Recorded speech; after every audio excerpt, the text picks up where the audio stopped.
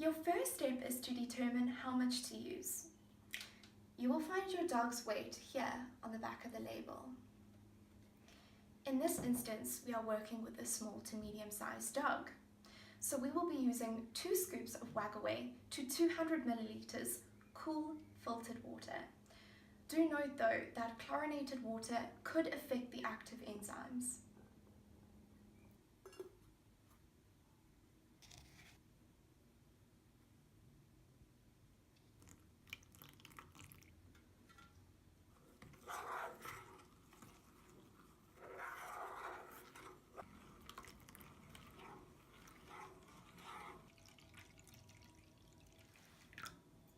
Most dogs and cats love its great natural taste and take to it immediately.